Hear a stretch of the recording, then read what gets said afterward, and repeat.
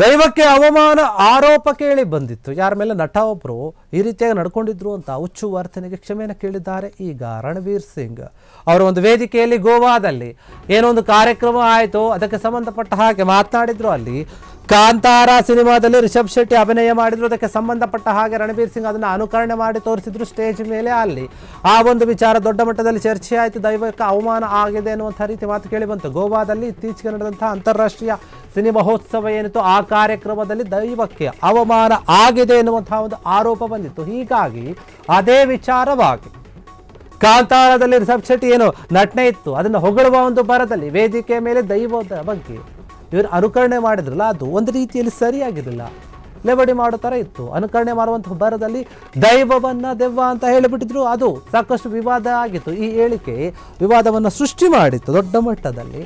ದೈವ ಆರಾಧಕರು ಕೂಡ ವಿರೋಧ ವ್ಯಕ್ತಪಡಿಸಿದ್ರು. ಹೀಗಾಗಿ ಕ್ಷಮೆ ಕೇಳಿದಾರಂತೆ. ಏನು ಹೇಳಿದ್ರು ಹಾಗಾದರೆ ರಣವೀರ್ ಸಿಂಗ್ ನೋಡೋದಾದ್ರೆ, ರಿಷಬ್ ಅದ್ಭುತವಾದಂತಹ ಅಭಿನಯವನ್ನ ತೋರಿಸುವುದು ನನ್ನ ಉದ್ದೇಶವಾಗಿತ್ತು, ಅವಮಾನ ಮಾಡೋದಲ್ಲ. ಈ ರೀತಿಯಾಗಿ ನಟಿಸಲು ತುಂಬಾ ಪರಿಶ್ರಮ ಪಡಬೇಕು. ಓರ್ವ ನಟನಾಗಿ ನಾನು ಆ ಕಷ್ಟವನ್ನ ಅನುಭವಿಸಿದ್ದೀನಿ ಮತ್ತು ಅದು ನನಗೆ ಗೊತ್ತಿದೆ. ರಿಷಬ್ ನಟನೆಗೆ ಮೆಚ್ಚುಗೆಯನ್ನು ಸೂಚಿಸಿದ್ದೇನೆ, ನಾನು ಅದನ್ನು ಹೇಳೋಕೆ ಬಂದಿದ್ದೆ, ಬೇರೆ ರೀತಿಯಲ್ಲಿ ಹೇಳಿಲ್ಲ. ನಾನು ನಮ್ಮ ದೇಶದ ಪ್ರತಿಯೊಂದು ಸಂಸ್ಕೃತಿ, ನಂಬಿಕೆ, ಆಚಾರ, ವಿಚಾರ ಎಲ್ಲದರ ಮೇಲೂ ಕೂಡ ನನಗೆ ಗೌರವವಿದೆ, ಗೌರವಿಸ್ತೇನೆ. ಯಾರ ಭಾವನೆಗಳಿಗೆ ನೋವುಂಟು ಮಾಡಿದ್ರೆ, ನೋವಾಗಿದ್ರೆ ನಾನು ಪ್ರಾಮಾಣಿಕವಾಗಿ ಕ್ಷಮೆಯನ್ನು ಯಾಚಿಸ್ತೇನೆ, ಕ್ಷಮೆ ಕೇಳ್ತೀನಿ ಅಂತ ರಣವೀರ್ ಸಿಂಗ್ ಹೇಳಿದ. ಹೌದು, ಯಾಕಂದರೆ ನೀನು ಎಷ್ಟೇ ಈ ಒಂದು ವಿಚಾರವಾಗಿ ಏನು ಒಂದು ಸಿನಿ ಕಾರ್ಯಕ್ರಮ ನಡೆದಿತ್ತು, ಅವಾರ್ಡ್ ಫಂಕ್ಷನ್ ಏನು ನಡೀತಲ್ಲ ಗೋವಾದಲ್ಲಿ, ಆ ಗೋವಾದಲ್ಲಿ ವೇದಿಕೆ ಮೇಲೆ ರಣವೀರ್ ಸಿಂಗ್ ಒಂದು ಅನುಕರಣೆ ಮಾಡ್ತಾರೆ. ರಿಷಬ್ ಶೆಟ್ಟಿ ಕೂಡ ಅಲ್ಲೇ ಕುಳಿತಿರ್ತಾರೆ. ಅವ್ರು ಹೇಳ್ತಾರೆ ದೈವದ ಅಂದರೆ ಕಾಂತಾರ ಸಿನಿಮಾದಲ್ಲಿ ರಿಷಬ್ ಶೆಟ್ಟಿ ಯಾವ ರೀತಿ ಆ್ಯಕ್ಟ್ ಮಾಡಿದ್ರು ಅಂತ ನೀವು ಗಮನಿಸ್ತಿದ್ದಾರೆ ವಿಡಿಯೋದಲ್ಲಿ. ಅದೇ ರೀತಿಯಾಗಿ ಮಾಡಿ ತೋರಿಸಿದ್ರು. ಅದನ್ನು ಹೇಳುವಂಥ ಬರದಲ್ಲಿ ಎಲ್ಲೋ ಒಂದು ಕಡೆ ಅಲ್ಲಿ ರಿಷಬ್ ಶೆಟ್ಟಿ ಕೂತ್ಕೊಂಡಿರೋರು ನಗುತ್ತಾರೆ ಅದನ್ನು ನೋಡಿ, ಏನು ಹಿಂಗೆ ಮಾಡ್ತಿದ್ದಾರಲ್ಲ ಅಂತ. ಅಂದರೆ ಅವ್ರಿಗೇನು ಅದನ್ನು ಗಂಭೀರವಾಗಿ ತೆಗೆದುಕೊಂಡಿರ್ಲಿಕ್ಕಿಲ್ಲ. ಅಂದರೆ ಇವರು ನಾರ್ಮಲ್ ಆಗಿ ಹೇಳಿರ್ಬೋದು.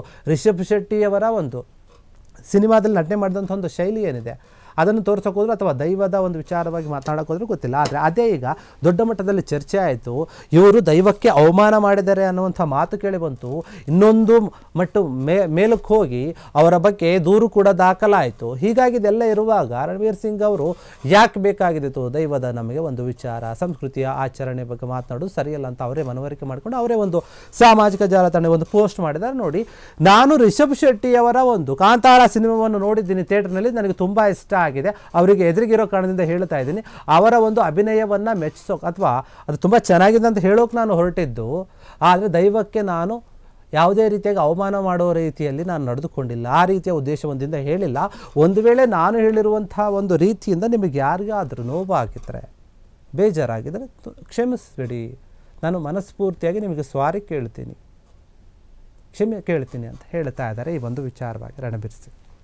ಕ್ಷಣ ಕ್ಷಣದ ಸುದ್ದಿಗಳಿಗಾಗಿ ಫ್ರೀಡಂ ಟಿವಿ ಸಬ್ಸ್ಕ್ರೈಬ್ ಮಾಡಿ, ಲೈಕ್ ಮಾಡಿ ಹಾಗೂ ಫಾಲೋ ಮಾಡಿ. ಹೊಸ ಸುದ್ದಿಗಳ ನೋಟಿಫಿಕೇಶನ್ಗಾಗಿ ಬೆಲ್ ಐಕಾನ್ ಮೇಲೆ ಕ್ಲಿಕ್ ಮಾಡಿ.